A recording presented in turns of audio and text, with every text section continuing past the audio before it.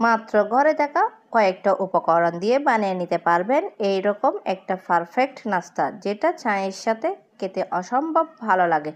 সুপ্রিয় দর্শক, আসসালামু আলাইকুম। কেমন আছেন সবাই? আশা করছি যে যেখানে আছেন ভালো আছেন এবং সুস্থ আছেন। সবাইকে স্বাগতম জানাচ্ছি আমার আরেকটি নতুন রেসিপি দেখার জন্য। তাহলে চলুন আর কথা না বাড়িয়ে মূল রেসিপিতে যাওয়া যাক। প্রথমে আমি ডোটা তৈরি করে নিচ্ছি। তার জন্য আমি এখানে হাফ গ্লাসের মতো লিকুইড মিল্ক নিয়েছি। আমি 1 টিস্পুনের মতো ইস্ট দিয়ে দিয়েছি, 2 টেবিল চামচের মতো চিনি দিয়ে দিচ্ছি, স্বাদ অনুযায়ী লবণ দিয়ে দিয়েছি, একটা ডিম দিয়ে দিয়েছি। এখন সবগুলা মিশ্রণ একসঙ্গে ভালো করে একটু মিক্স করে দিচ্ছি।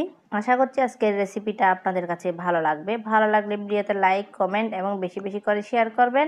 এই পর্যায়ে আমি 2 কাপের মতো ময়দা দিয়ে দিচ্ছি। আপনারা চাইলে ময়দার পরিবর্তে কিন্তু আটাও ব্যবহার করতে পারেন। এখন আমি ময়দাগুলো এই মিশ্রণের সঙ্গে ভালো করে একটু মিক্স করে একটা ডো তৈরি করে নিচ্ছি।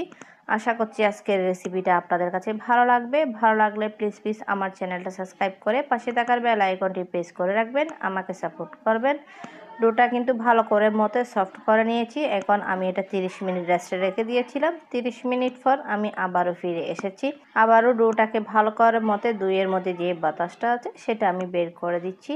এখন পিঠা তৈরি করার জন্য আমি ডো নিয়েছি। আমি একটা বেলনির সাহায্যে মোটা করে বেলে নিয়েছি। আমি কিন্তু এই রুটিটা বেশি মোটা করে মিডিয়াম আকারে কিন্তু বেলে নিয়েছি, মানে মোটাও না পাতলাও না, সেইভাবে করে বেলে নিয়েছি। এখন পিঠাগুলা তৈরি করে নিয়েছি। এই পিঠাগুলা তৈরি করা একদমই সহজ, খেতে কিন্তু অনেক টেস্টি। সবগুলা পিঠা তৈরি হয়ে গেছে। এখন কিন্তু ভাজার পালা। ভাজার জন্য আমি আগে থেকে অয়েলটা গরম করে নিয়েছি। এখন একটা একটা করে পিঠা দিয়ে দিয়েছি। চুলার ফ্লেমটা লোতে রেখে এই পিঠাগুলা ভেজে নিতে হবে একটু সময় নিয়ে।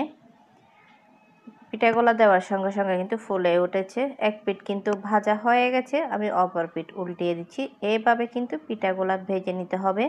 এই নাস্তাটা ছোট থেকে বড় সবাই পছন্দ করে। বানানো যেমন সহজ, খেতে তার থেকে দ্বিগুণ মজা।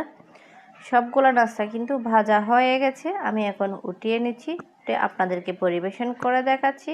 দেখলেন তো কত সহজে এই পিঠাগুলা তৈরি হয়ে গেল, আর দেখতে কত লোভনীয় হয়েছে। মুখে দিতে মিলিয়ে যাবে এমন একটা নাস্তা। আমি একটা আপনাদেরকে ছিঁড়ে দেখাচ্ছি, কত সফট নরম তুলতুলে হয়েছে।